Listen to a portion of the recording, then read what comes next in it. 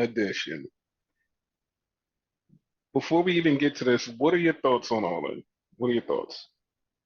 Actually, I'm not on the Hmm. fence anymore. I actually really kind of liked it.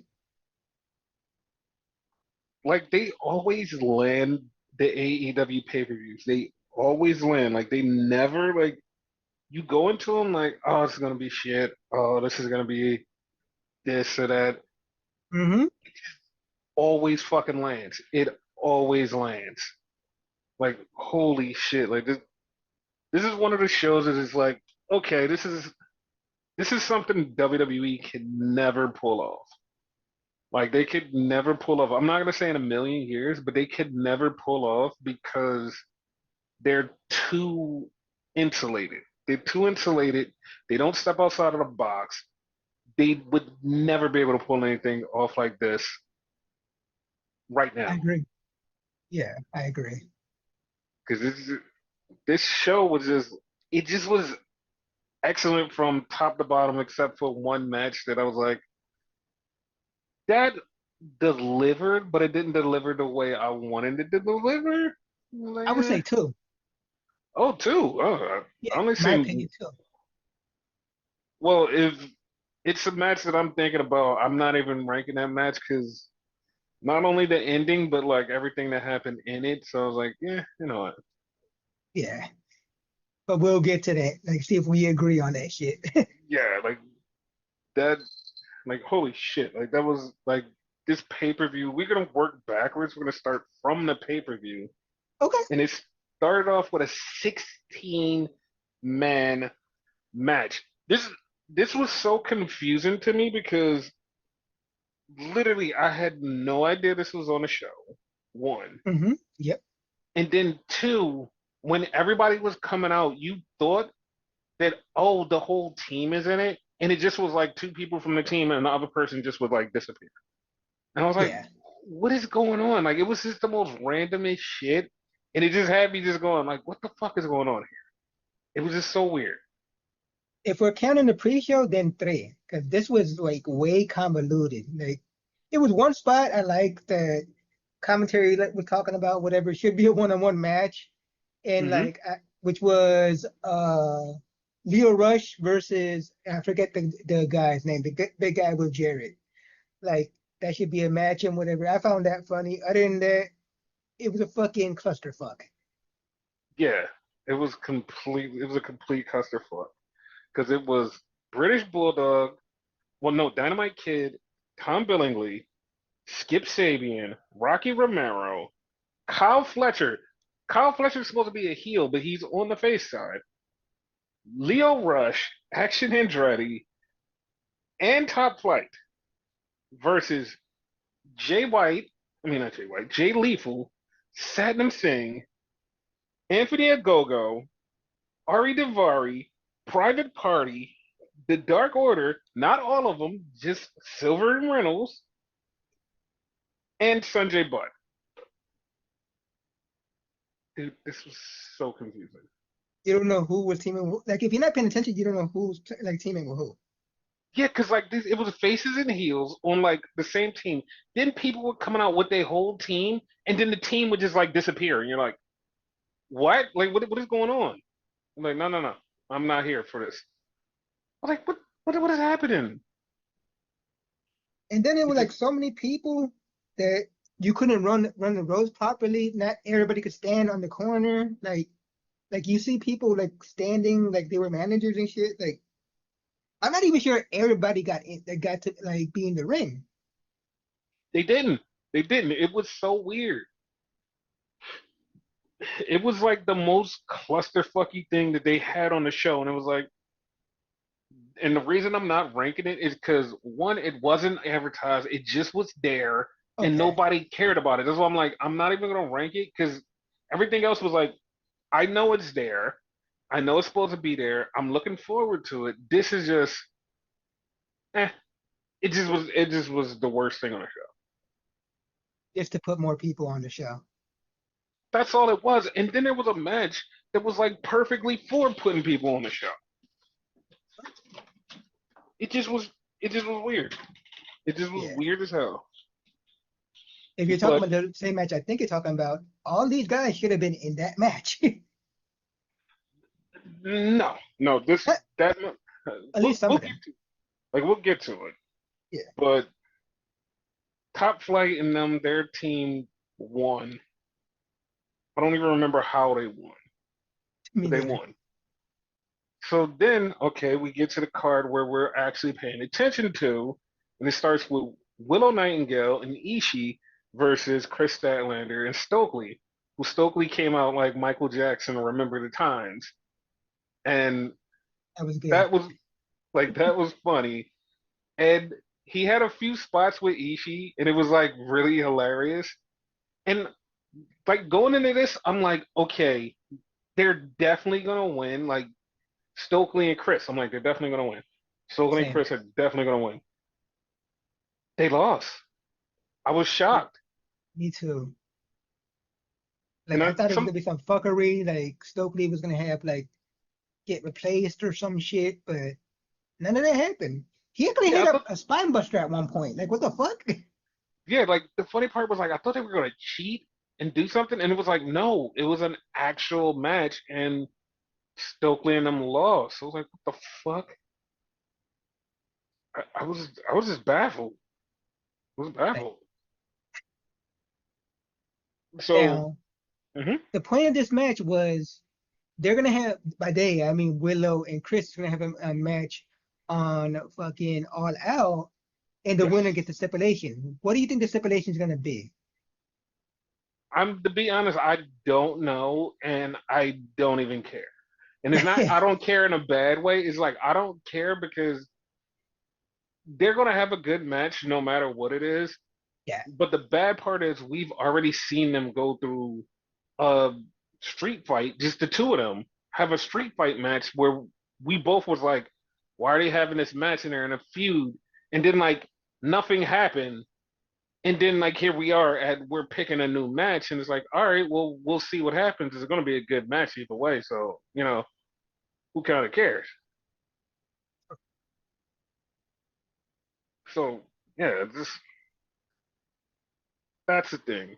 So then this match was made on Collision. And it was fucking weird how this match was made on Collision. Because it wasn't like, oh, the two teams are beefing, anything happened. It literally was a backstage thing with Dustin. Dustin's talking, and all of a sudden he brings up Sammy Guevara. And he's like, yeah, he was like, you know what? He was like, we're gonna have a match tomorrow, and we're gonna do this, that, and the third. And also, Shibata, come on in. He's like, I know you want to get some revenge. And he literally said, we, just the three of them, are gonna have this match tomorrow. And I'm like, oh, okay. That's cool, he right? did mention the Devon Erics, but to my understanding, they were gonna be in their corner. They were not gonna be in this match. Exactly. That's what I was thinking too, because he literally Yeah, said the way he said it was like they're gonna be in the corner, and it was like it's gonna be the three of us versus them, and it's like okay, so how does that work? Is this gonna be the three of y'all? And then come to find out today, as of All In, it's a 10 man with Dustin, Sammy, Shibata, and the Von Erichs. It was like okay, cool. okay. Like it's just weird. And they were against the Undisputed Kingdom, which threw me off because it's like Roderick came out with him, but he didn't wrestle, and then he just disappeared. I was like, oh. And the Cage of Agony, I was like, okay, all right. These So thing now, like both of those teams, like the Cage or Kingdom or whatever. I made that up it and watched them say it. it's really weird because like on Collision, like Black Tortoise was part of the group. And then like Black Tortoise not even on the show. Like he's not even affiliated with this whole thing. It was like he just disappeared from everything. I was like, oh, okay, that's weird. I just thought about that. Yeah, that's a good point because he teamed up with it was fucking The Cage of Agony, correct? No, he teamed up with Undisputed Kingdom because that's his Okay. team, Yeah, he and been with them for a minute. it's just very weird. Like, but he's not in this match. It was like, oh, okay, cool. That's a thing. Yeah. And Dustin dressed up like Deadpool, and Sammy Guevara dressed up like Wolverine, but nobody gave out the memo because Brian Cage was also dressed up like Wolverine.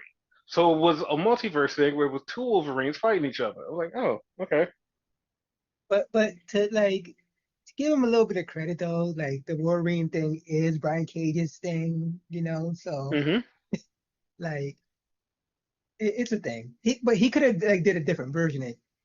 He did. Like No, the he did do a different version. He did the comic book version, and Sammy did the movie version. So it was a multiverse thing. oh But okay. they I just took it didn't. like the same colors. Like I figured he should have Mm-mm. the yellow and brown one.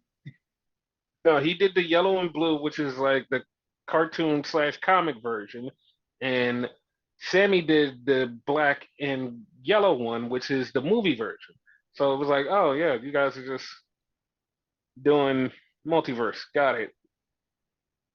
I don't think it was planned. I'm not even lying. I don't think it was planned. They didn't talk to each other. They definitely didn't Nope. talk to each other. So then we had something that was really ridiculous, and it was ridiculous because of how it was done.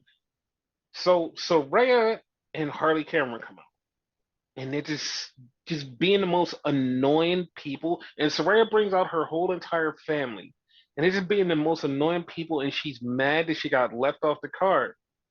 So they're just yelling about stuff, and then some music hits, and it was Jamie Hayter. Did you recognize it? Because I was thrown off. I thought it was gonna be someone No, else. no, no. I didn't. The bad part was like the music hit. I didn't recognize it. And like you could see the crowd. They for like 3 seconds literally was like, whose music is that? And then like they realized when they showed it on the Titantron on top, but we didn't see it. And that's when they popped because they saw the name and it was like, oh shit, because like she's been going for like almost 2 years. We forgot what her music sounds like. And then when she walked out, it was just like, oh my God, it's Jamie Hayter. He got a new look going on too. Yeah, she's got a new look. She's got red hair. And she said she's back. And what she said in her backstage little segment said, I'm going to let my actions do the talking. I don't have much to say, which is very sad for me because I like when she talks. she she's going to let all of her violence do the talking. Like, okay. In other So, words, she's gonna fuck up Saraya because they mhm. got a little beef. And once that's done, she's going back to being a heel and fuck somebody up. Probably Britt Baker. Hey man, she could kick anybody's ass because I'm just happy for her to be back. I Same. don't even like I don't even care because it was like at a point where we were like we don't know if she's coming back, but she's back and it's like I don't even care who you fight. You can beat up everybody. I'm just happy she's back. Same. So then they did something that they usually do on like a Rampage or another show. They'll always do the entrance because they do Rampage entrances. Because like when you go to Rampage, the match is just on, and you're like, oh, two people in the ring, but they'll put it on YouTube.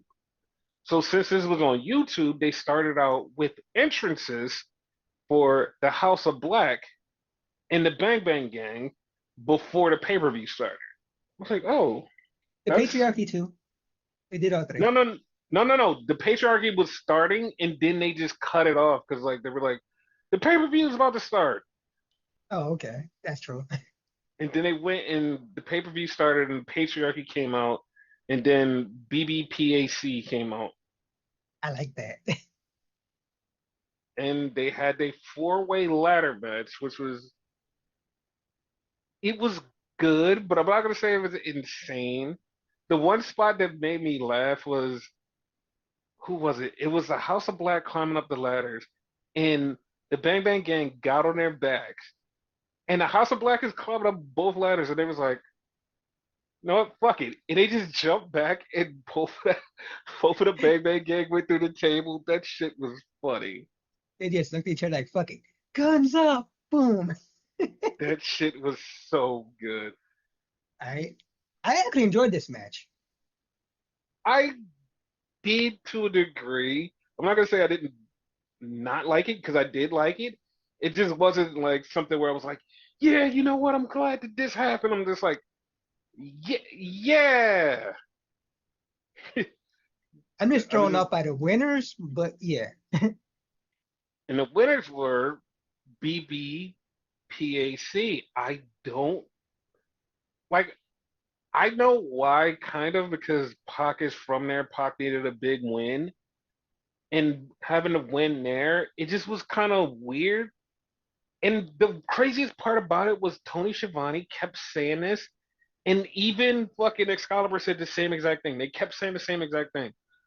There's a reason why Pac is with Blackpool Combat Club. There's a reason. And I'm just waiting. And they literally just would stop and just go on to the next topic. They said it 3 times. There's a reason. There's a story behind this. There's no Y'all could story tell behind it. us? They didn't say shit. That was the funny part. Like they didn't say shit. They just kept going. It was like, there's a story, but and then that was it. And I was like, God damn it, I'm just waiting for the story. Because okay, when you Hmm. say the BBC, there's 4 members, so gotta kind of Hmm. clarify that, right? It Yes. is Claudio and Yes. Wheeler, right? The Yes. reason I'm clearing that up, right, Hmm. is because like about a year ago, Hmm. like Pac and Claudio were beefing. They had a blood feud. So like Exactly. if you're paying attention, this doesn't make a lick of sense. Exactly. And I have to give it up to Claudio because this motherfucker is one of the craziest people in the world. And I know you're like, why? Because he wrestled in Cardiff on Wednesday, flew to Mexico, wrestled in the CMLL Grand Prix, won the CMLL Grand Prix. And I'm not talking about, oh, it was like a few days. That shit happened on Friday. He flew back like all of Saturday to get there on Sunday to wrestle in the pay-per-view. And he wrestled in the pay-per-view, won the titles, and it's like, Jesus Christ, Claudio, like you wrestled in Mexico, not one, but a couple of matches. You won the tournament after you, and then you flew back to. It was just crazy. Like I have to give him his props. Like that's dedication. Like not to shit on them and whatever. Like this quote unquote's a big win for Pac, right? Hmm. I'd rather something different for him, like the Continental title, or something like that, a singles title that's bigger for him. You know what I mean? But this is good. You know what I mean? As for the BBC, it should have been Moxley, like because that makes sense. As of right Yeah, now, none of this makes sense. I'm happy for true. them. I'm just confused. Like hopefully we'll get the explanation on Wednesday what the whole correlation was, but like this was weird. Yeah, Like this whole thing was weird. So then we had the glamorous Mariah May versus Tony Storm. it's good. This I this love match this match. over this match over delivered, and it was so like this is so fucked up because the first thing they do is go, "Oh, Mariah May's mom is in the front," and I'm like, "Oh, that's so cool." It was like, "Yeah, her mom Lorraine is in the front." I'm like, "Oh, she's here to see her daughter win." 5 minutes into the match, Mariah May goes out and slaps her mom. I'm like, what? That's your mom. Why did you slap your mom? And her mom is like holding her face, Weirdest and thing I see. that was so funny. And then Tony goes over and consoles the mom after she beats up Mariah a little bit. I'm like, what is happening? I'm like, that should be backwards. Like, what is happening? Like I thought, like for a split second when Tony was consoling her, he was Hmm. gonna get like hairspray or mace or something like that and get her. No, I didn't think that. I was just really fucked up. Like, just it just was so weird. And then Mariah May did something that plays into something later on. She goes out while shit is happening, and she just kisses Nigel McGuinness in the forehead. And Nigel just like stops breathing. He literally just stops breathing. You're like, oh, she killed Nigel. Do you think So canonically that's why what happened later happened? that's what I just said. That plays into what happened later. So then we get back in the match, and they do a double kick between the legs. Nobody sells it, but then they do a double headbutt at the same time. Like, what the hell was the first one? Why do that? I don't know, but it was funny as hell. Mariah May beat up Luther, and then Mariah May knocked out Tony and hit her with the pile driver. One, two, three. She's a new world champion. Crazy. And Congratulations, sir. what was funny was she posted a couple days ago that said, if I win a world title, I'm going to break the internet because I'm going to go to the beach and take a picture with both of my titles and nothing else. And I was like, oh, okay, okay, Wait, she gets to keep the Owen? yes, because she had both of them today when she left. Okay. So yeah, she gets to keep that. Cool. So then we had something that was like, eh. We had Hook versus Jericho for the FTW Championship. Nothing really spectacular happened here, I except agree. for Taz choking out Bryan Keith. And so there's one thing that I have to mention because Kate from Fightful mentioned this, and I'm like, that might be a thing because like this isn't the first time this happened. She said she said jokingly, she was like, "Up, that confirms that Hook's going to WWE because he took off his eye patch." I was like, you know what? Like the last person that did take off their eye patch did wind up going to WWE, and I was like, that there may be something there. It was a joke, but it's like there may be something there. Get the So sign. yes, so Hook won the title back, and hey, Jericho lost, but it's a Jericho match, so we're not too invested. In your words, who cares? However, Basically. hmm Hook apparently is the first ever three-time FTW champion. I think he is. I think Yeah, he is because like there's nobody else that held it more than two times. So yeah. he's history maker now. And FTW stands for fuck the world. I Yes, just have to and say.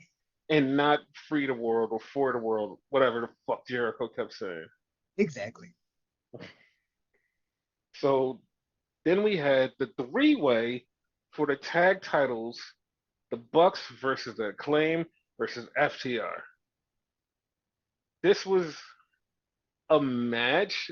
The best part of it was fucking Max Caster being everybody's teammate Yeah. because he did the elite trigger with the Young Bucks and then he did the Shatter Machine with FTR.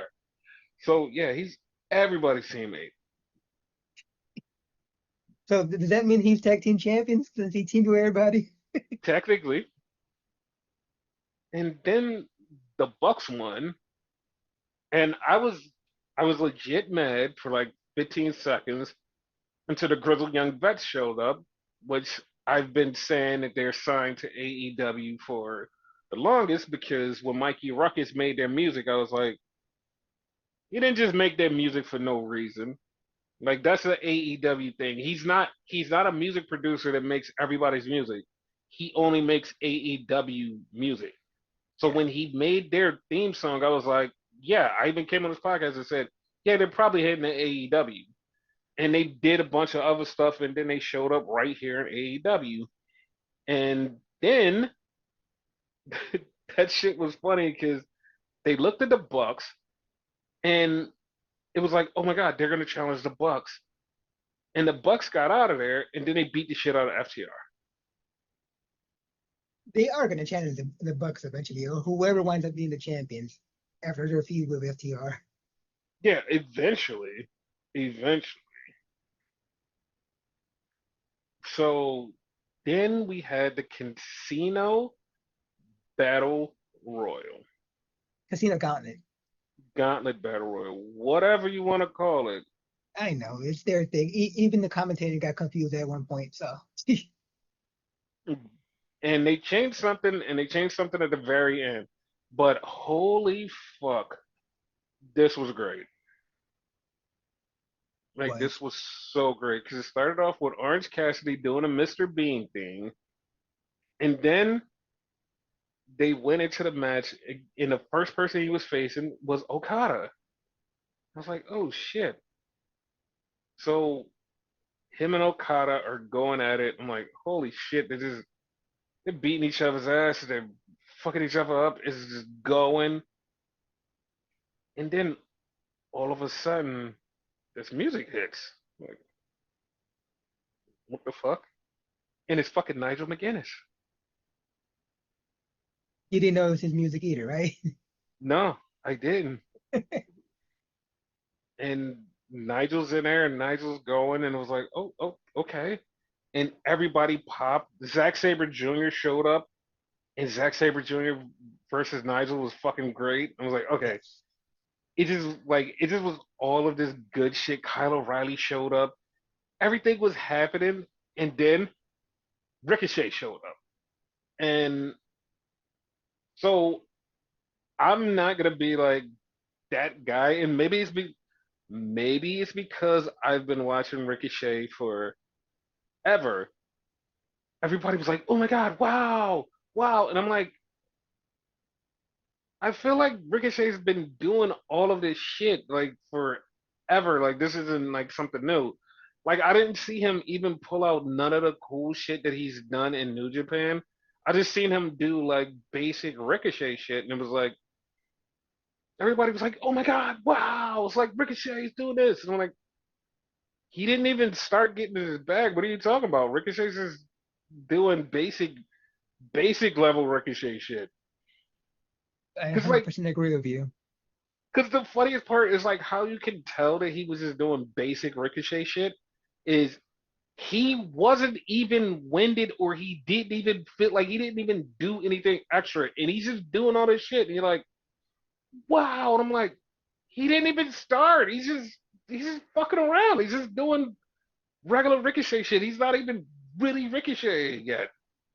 And everybody's like, oh my god, he's unleashing and it's like not yet. You're just seeing the basics Ricochet. When he starts showing up, you're gonna be like, oh, okay, because This Ricochet is could do. my second like most disappointing match, and it was because of him. You know what I mean? We all know I'm not a fan of him, but I expected better from AEW to give to him. You know what I mean? Down to his fucking entrance. Like his entrance was mediocre. Yeah, yeah, his entrance was mediocre, but like I said, you guys are just like blown away by regular Ricochet shit. When he starts unleashing the real Ricochet, which is like he's happy that he's gone because he can be him. He's gonna tear it up. And this Wednesday, Don Callis has made a match: Kyle Fletcher versus Ricochet.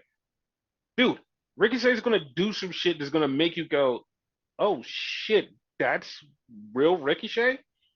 Because like this shit was like to me was like this is Ricochet just getting his feet wet. He hasn't even started, and I'm like, I know the Ricochet before WWE, the good Ricochet. This isn't even half of what he's about to do. That's why I'm like, you guys are just in for a fucking show. Like you're just going, oh my god, like that's Ricochet. And it's like, no, that's a minuscule version of what Ricochet is about to do. Because he's gonna fucking take off. He's gonna do some shit. I swear to God, he's gonna do this one thing and he's gonna fucking tear everybody's brains out. Because he's going to be in a fucking match with multiple people, not this match, but a match with multiple people, and he's gonna do 97 things in 36 seconds, and you're gonna be like, holy fuck, Ricochet is fucking awesome. He just needs to I'm, present him better to me in like in his entrance, and he needs to get the WWE out of him. Once he does that, his matches will be better and his presentation will be better. That's exactly what it is. That's exactly what it is. It's he needs to let this go, and I hope this is the last time we see this. The last time we see this version of Ricochet before we get B version of Ricochet. Because that is that's the version of Ricochet we need. Yeah, B version of Ricochet. And I hope when he faces Kyle Fletcher, that's when everybody's gonna be like, oh, that's who Ricochet was and who he really is. in Ricochet, if you will. Yes. And the funny part about this was Christian Cage came out in this match, and I didn't expect it at all. Neither. But the best part about it is Christian Cage won the match because Luchasaurus came in, and we thought Luchasaurus was going to turn on him, but Luchasaurus helped Christian win, and now Christian has a title shot against the world champion whenever he wants it. And as soon as that happened, I was like, there's no fucking way that the main event isn't predictable as it is.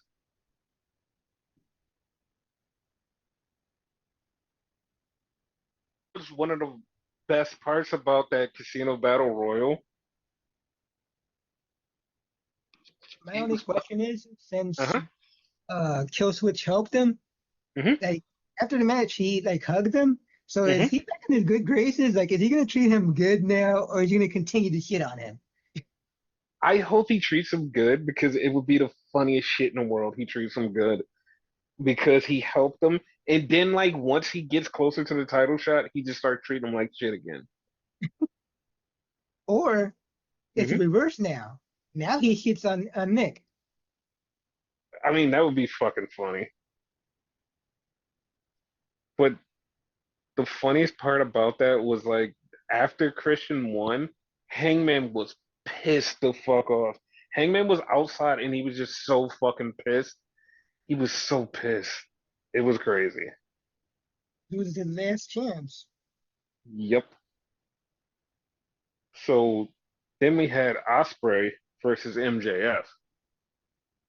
And this match was good and people was like, "Oh, this is like one of the best matches of the night." And to me it was a good match, but it I'll rank this like number 3 because Times Tony Storm was better than this one, in my opinion. No, But I agree. this match was crazy because right at the end, some dude dressed in all black came out to stop Max from using brass knuckles because his diamond ring got stolen. And I thought it was just like part of the storyline, but apparently it's real. Because if it wasn't real, he would have just pulled out the ring and just used it. So it wasn't there. So it did get stolen. So, Actually, it could still be storyline because the guy who did it could be the guy who stole it. The guy that okay. helped him. Okay, that could work. Yeah, Because the person who pulled off their mask was Daniel Garcia. And Daniel Garcia distracted MJF just as long enough so Will Ospreay can hit him with the hidden blade and then hit the Tiger Driver and pin him and become the new American champion. And then he was like, I don't want the belt. I don't want the belt. And then Christopher Daniels came out of nowhere. It was like, no, no, no. Here's your international title belt. I was like, yeah. Fightful reported on that months ago. So that was not news to us. way better because I Yes. hated that belt. So they asked Tony Khan in the media scrum about Daniel Garcia, and they said his contract is running out in October. And he was like, "What's going on with it?" And Tony Khan said, listen, he's here, he's wrestling. I can't talk on people's contracts."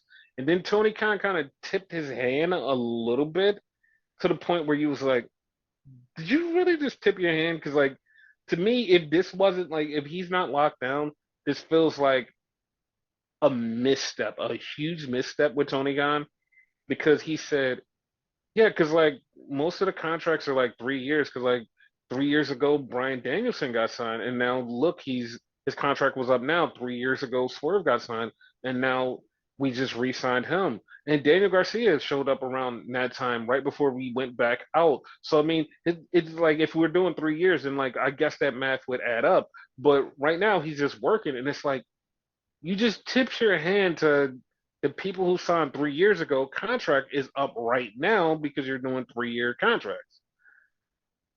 Yeah, And to me, I felt like that was like a clear misstep to him, but I guess like it was just him talking and he just like said stuff and like to me I was like if I'm in a wrestling war against another warring company and they were trying to steal my talent, I would not say the length of my contracts and how long these people was doing it, even in just. I wouldn't say it because now it gives an opportunity for WWE to be like, hey, Garcia, you've been here 3 years. Your contract should be up.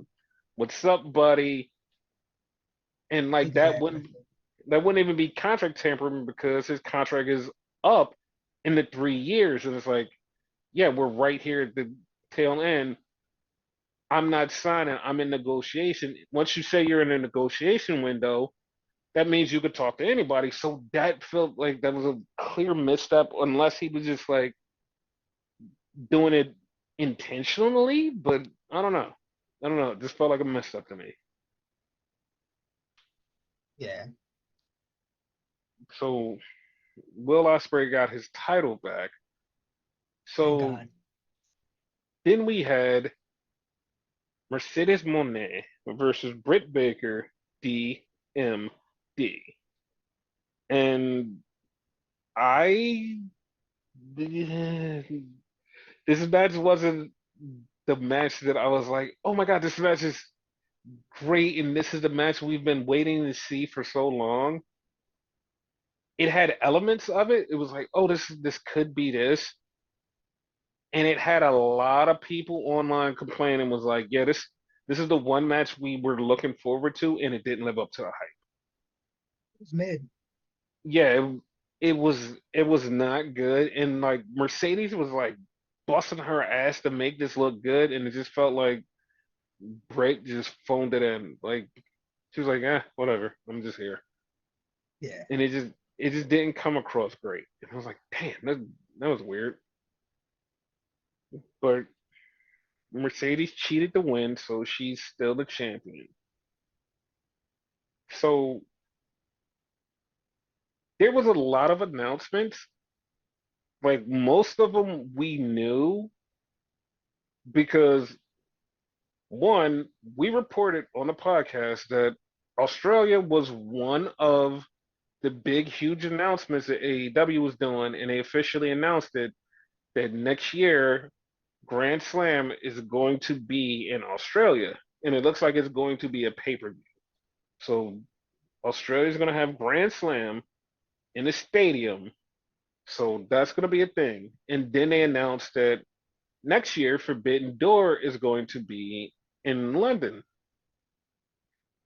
and we found that out about 4 or 5 days ago when AEW went to go to Wembley Stadium and the posters was up for Forbidden Door in London. Even Chris Charlton, who was the announcer for New Japan, was like, "Oh, Forbidden Door in London?"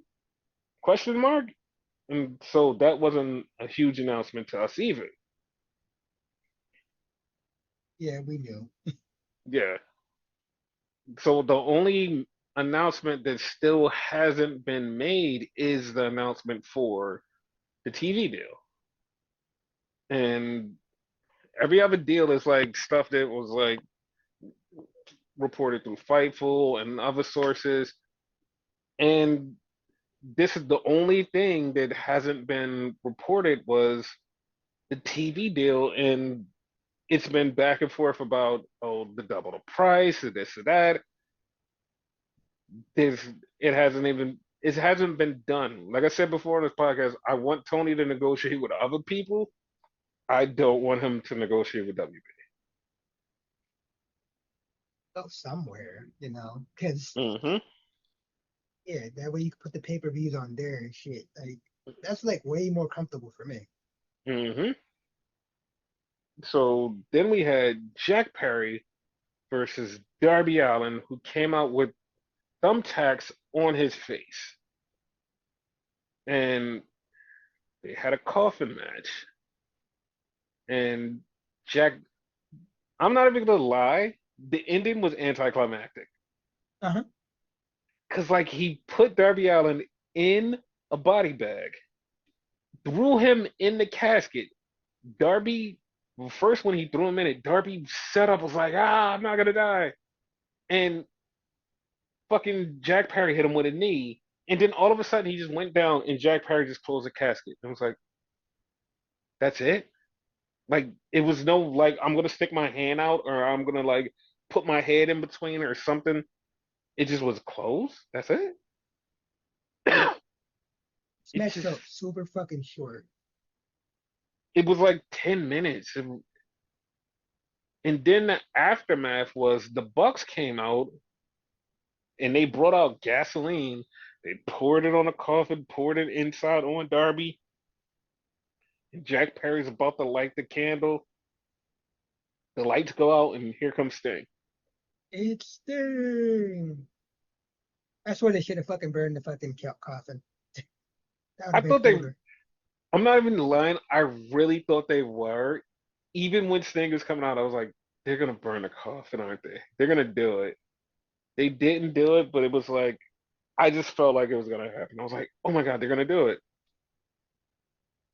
I thought of a weird plot twist that might have happened, but yeah, like you know how everybody wanted Sting's last match to be against Darby, not the hmm Bucks. hmm I figured like, oh, he's coming out and he's the one that's gonna light Darby on fire. That would have been hilarious. I would have laughed my fucking ass off. Yes. But that, I mean, they killed him off. He's got a title shot at, I'm like, if I'm not mistaken, it's at Grand Slam. He's Yeah. got a title shot at Grand Slam, so he's number one contender. And that's the thing. So then we had the main event. How did you feel about this main event? That was really good in my opinion. Yeah, this match was really good. And like up until probably about the halfway mark, right around the halfway mark, I was like, this can go either way. This could go either way. Bryan Danielson had his kids out there, and I was like, this can go either way. This can go either way. Right about the halfway mark when he started beating brutally, when Swerve started beating the shit out of Bryan brutally, just fucking him up. And then he busted him open and beat him up in front of the kids. I'm like, Bryan's winning. When he was And doing then the when, face stomp in front of the kid, right? yup, I was like, yeah, Bryan's winning. And then when he hit him with every fucking thing, he hit him with his finisher like 3 times. And then he hit him with the JML driver. And I'm like, yeah, Bryan's winning. There's no way Bryan's not winning. And he like at that point, I was just like, how does Bryan win? It wasn't like if he was going, it was how. And Bryan made him tap out. So Bryan is now the new AEW World Champion. Crazy. Like he hit him with everything. hmm The one And one spot that fucked me up though, like uh Bryan did the fucking knee hmm and Swerve just ate that shit. Like he shrugged it off like, eh, Cause like Swerve had been beating the shit out of him the whole time, and he just threw the knee, and it was like you can't just throw the knee and just like after he beat the shit out of you, you have to warm it up and then go, okay, finally I hit it. yeah, So that's like that was cool, that was and fucking hilarious. the fact that 10 years ago, exactly 10 years ago, Bryan won the WWE and World Championship at WrestleMania. And now 10 years later, he's winning the AEW title at AEW's version of WrestleMania. Fucking So, awesome. yes, and it's 10 years apart. He's still going. That's awesome.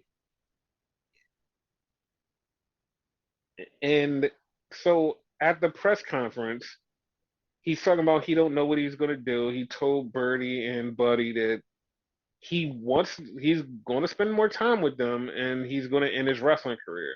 And he's like, I don't know what I'm going to do.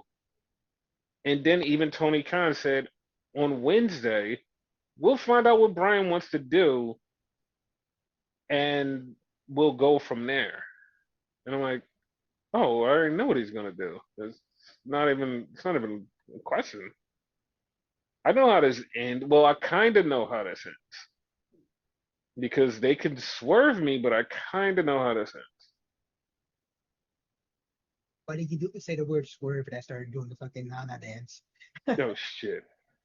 Because like he could be in the contributing factors of how this ends because Russell Dream is in Seattle, like where he's from. Him is Swerve is from there, Bryan Danielson is from there, and also Darby Allin is from there. So to me, is just like Russell Dream is the place. And also they have been talking about they want to put the title on Darby Allin. Russell Dream is in a few months. Like matter of fact, I don't even think it's in a few months. I think it's like in October. So it's in Washington. So if it's in Washington, why not wait till Washington for somebody to take the title off of Bryan?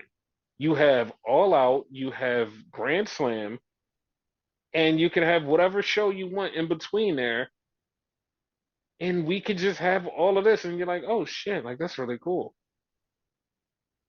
Okay, Tony.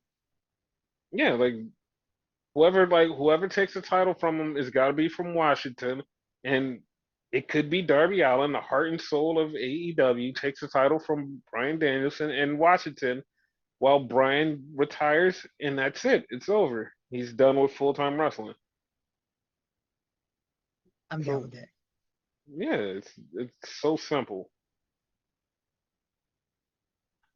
So I mean, that was that,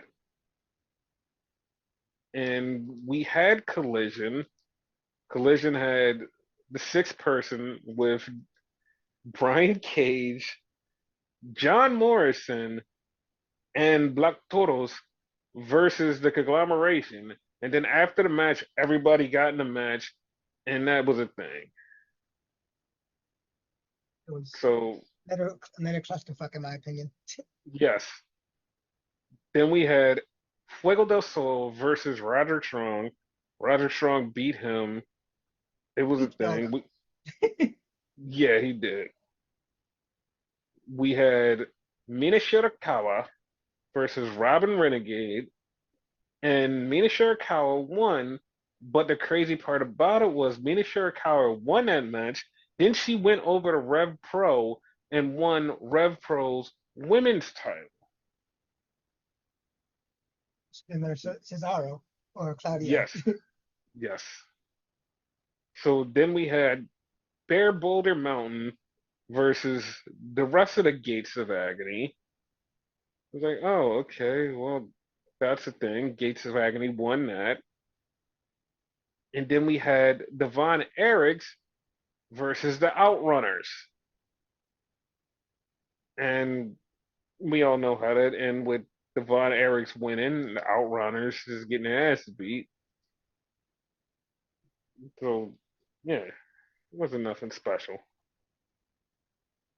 All right.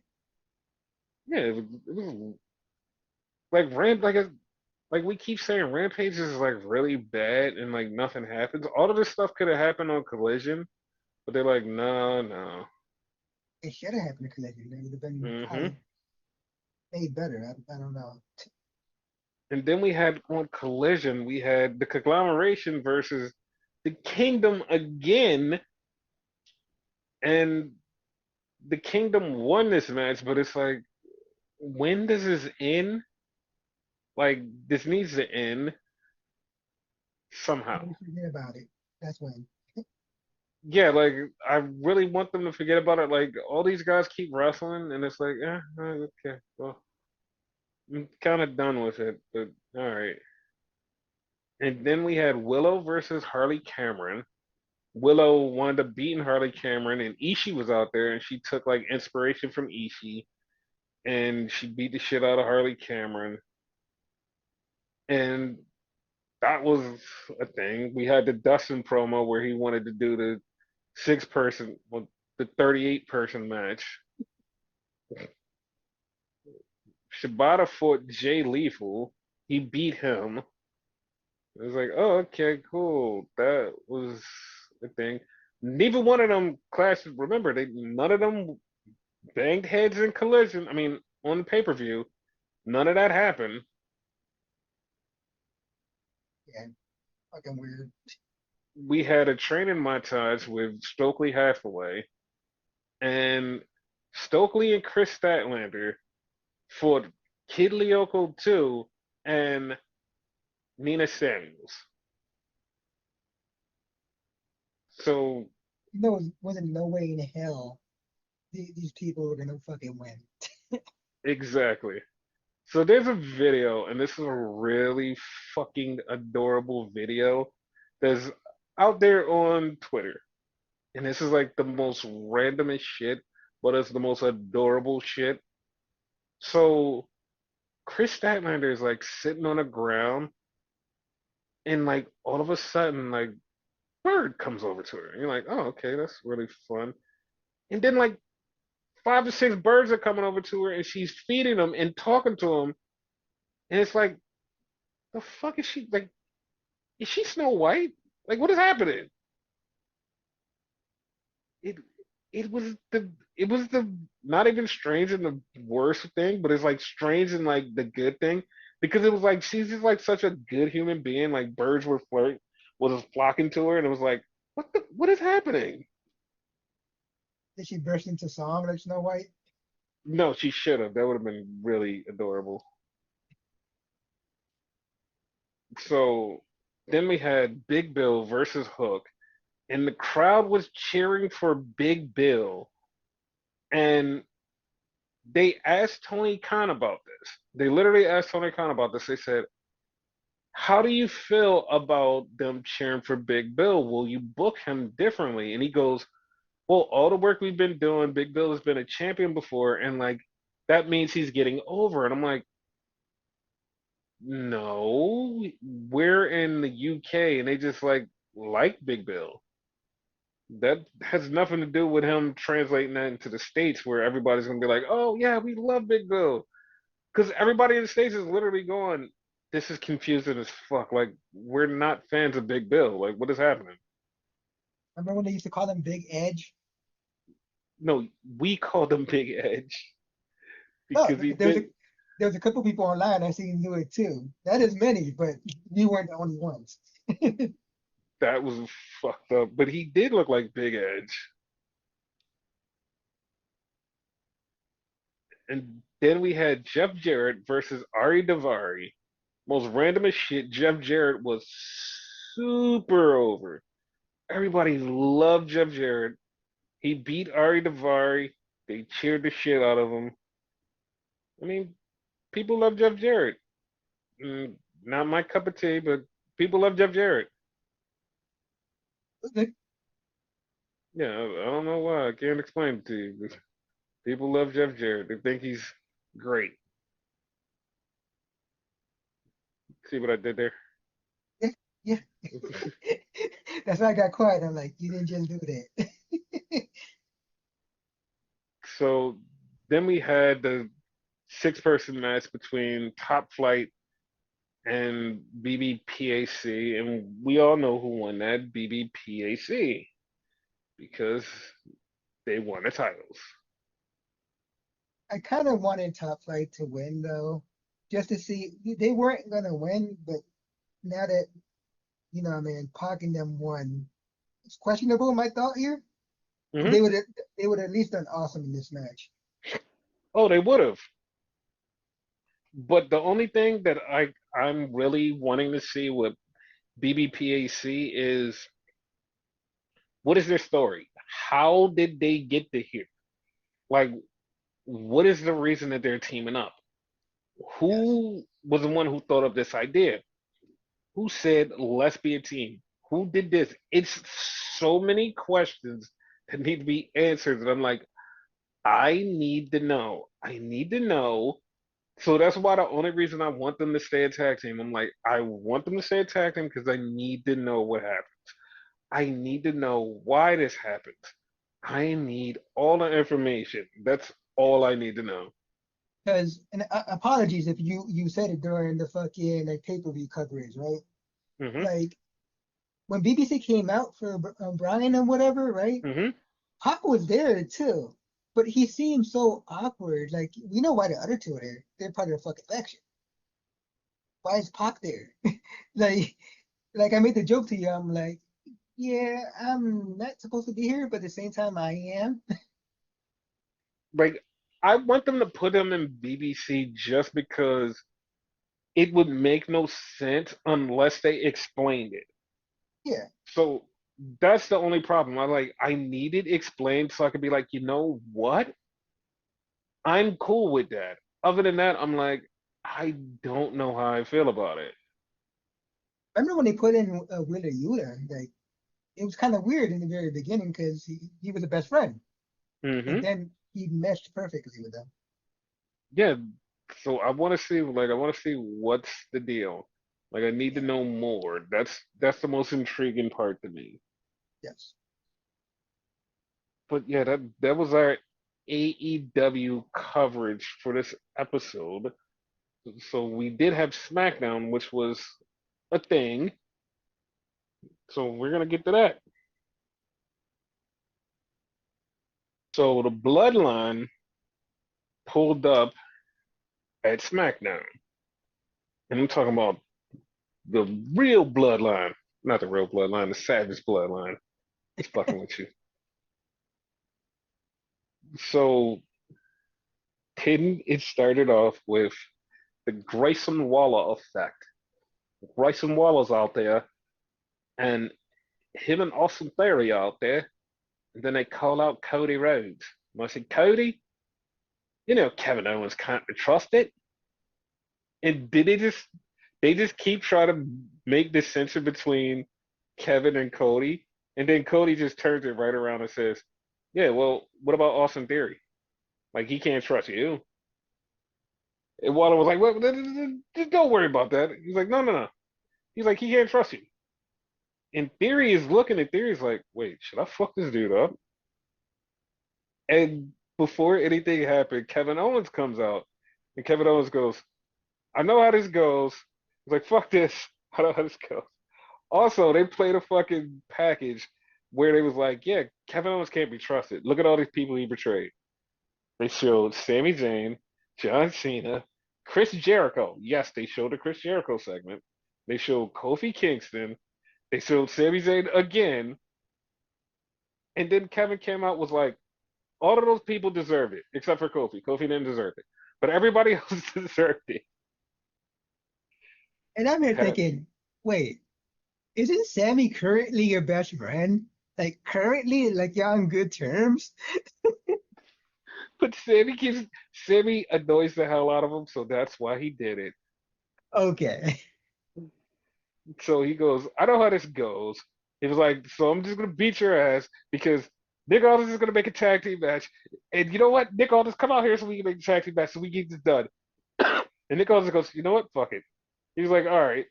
And then Kevin Owens goes, all right, we got like 5 seconds, so can I beat their ass? He's like, all right, fucking do it. Yo, Kevin is comedy gold. he break like every wrestling trope. He just speeds runs through it. Like, no, we know how this goes. This is a wrestling trope. I'm just gonna just fuck it up, and it makes it so much more hilarious that he's aware of what's going on, and everybody else is just like dumb. Is like, nope. Kevin is aware. He knows, and that's what makes him great. It's like he makes his own wrestling tropes. Yes, it like every time he just like gets to talk, it's just so much better. It's just so much better. I love Kevin Owens. Same. So then we had Santos Escobar versus LA Knight for the US title. And Legado del Fantasma is out there. and they jump LA Knight, and the ref says, "You guys get the fuck out of here." And then Elektra Lopez yells at the ref, and she's like, "Get the fuck out of here." And LA Knight beats Santos Escobar. Why were they mad? Like you legit beat the referee and beat the LA Knight in front of the referee. You yell at the referee and then you're like, but why? I What the don't fuck? know. That didn't make no fucking sense to me.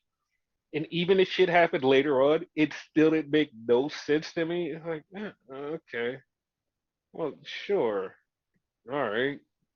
Didn't like it at all. All right. So then Mello is in a barbershop, and Andrade walks in the barbershop and basically calls him out. So this is the rumor backstage, and this is a rumor that WWE officials are super happy about this whole Andrade and Mello situation. They said that they have been just super over the moon how it got over on TV, how the feud is going, everything is working for both of them. They're super happy. I mean, shit. Like the matches like have been awesome. Like I have not seen like one person say they were bad. There's some people that say that they're bad. There's some Yeah, there's shit on WWE television that you'll be like, this is bad. This is bad. Those not matches this. are yeah, those matches aren't it. They ain't it. So then we get Santos Escobar yelling at Angel and Humberto. But the Bald brothers walk up, which is Apollo Cruz and Bartender Cabron. These are Bond brothers, though. I had to think about that. So then we have the Unholy Union with Blair Davenport versus Naomi, Jade, and Bianca Belair. And They need a fucking name. the big three. They're the big three. Yeah, but us fans call them that. They need a name on television. Yeah, I don't know what they could call them, but they do need a name. And once again, I love that Isla Dawn is on my TV. And the big three get the win because Jade and Bianca are having a tag team title match in Berlin versus the Unholy Union, which I really hope that the Unholy Union win Same. because Jade and Bianca breaking up is going to be best for business. That match. If they go into a fucking match, it's gonna be fucking phenomenal. Hmm. So then they had Natty do a voiceover for this Berlin thing, and she talks about how Bret Hart and Owen and them love Berlin, and the first ever Raw in Berlin was the first Raw outside of America, and that was the first ever European Championship match, which I'm just like, I in my mind I'm like, I don't think that's right because if I'm not mistaken, the finals of the European Championship match was Owen and Davy Boy, but I swear to God it was like in the UK somewhere. Like I'm not even joking. I swear it was there, but they said it That's was what I in thought. Berlin. Yeah, apparently it was in Berlin. I guess. I guess. All right. So then we get back to the ring, and we have the Savage Bloodline, and they're there because they had to defend the tag titles. And Solo makes Jacob Fatu give him the title, and Jacob's not too happy, but he does it, and he gives the title to Tangaloa, and he tells Jacob Fatu, he says, The reason I'm taking the title off of you is because you're my right hand. I would So have been like, so apparently you can't have the championship when you're the right hand of the tribal chief. yeah, his personal bodyguard, I think it was. Mm-hmm. Yep. Yeah, and he was like, I acknowledge you. I love It you. Why does he talk like that? I don't know, but it's scary, and it's not scary for the reason that you think. It's not Okay, scary because he's loud and he's saying it. It's scary because you're not just saying you love that man. You say you love him, you acknowledge him, and he's your tribal chief. The way that you're saying it, you're going to murder the fuck out of Solo. you see Like it too. that's why it scares me every time he does it. It's like he's gonna murder him. He's going to murder him. And he's gonna be So the next fake tribal chief. I don't know if it's gonna be fake tribal chief or like I don't know what it is, but he's gonna murder the fuck out of him. Yeah.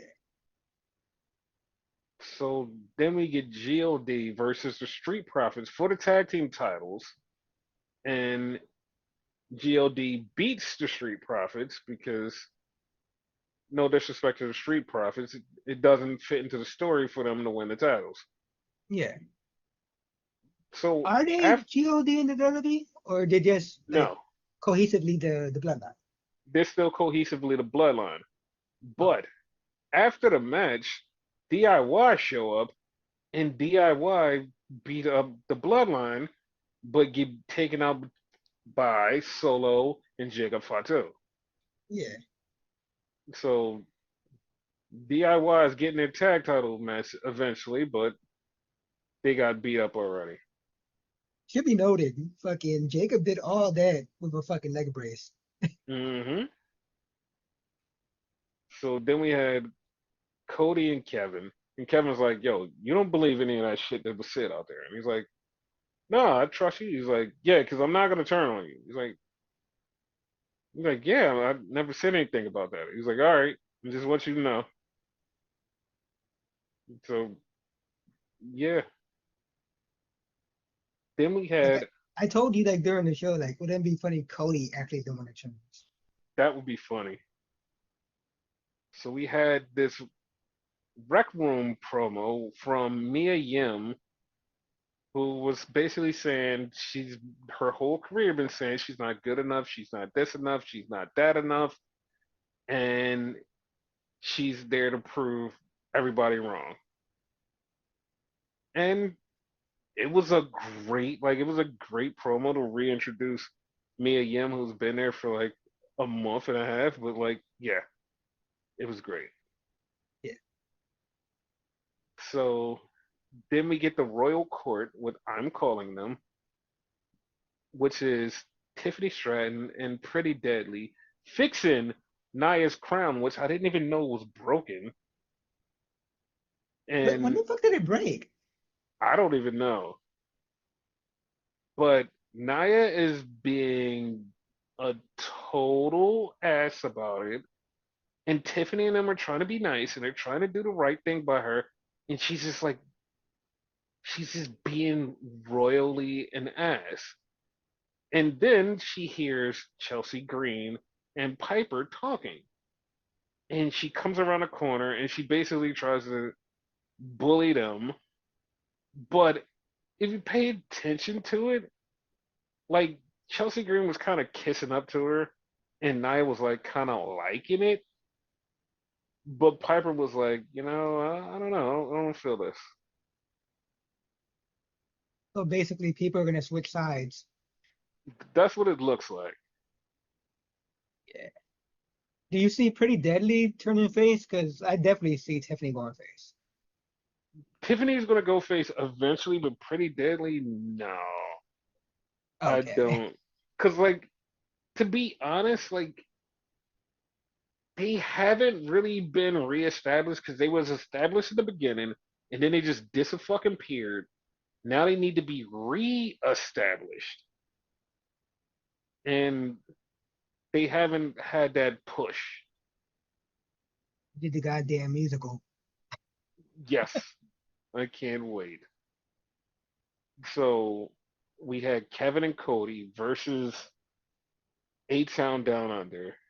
They beat them, and then after the match, Kevin has the title, and it looks like Kevin is about to hit Cody. And he has it. He's looking. It did. He just walks over really fast and gives Cody the title and starts talking shit to Pretty Deadly. And Cody's looking like, wait, what was about to happen? I think Kevin's purposely fucking with him. Like he's not gonna turn on him. He just wants him to think that just to fuck with his mind. I hope, dude. I hope so. And the bad part is, there's not a lot of time before the pay per view. The pay per view is next week. Yeah. Like the pay per view is next week, and like we're right there. It's like there's no time at all. Like it's just going right to the next thing. It's like, god Like if they're damn. turning, the time is like next week. Mm-hmm.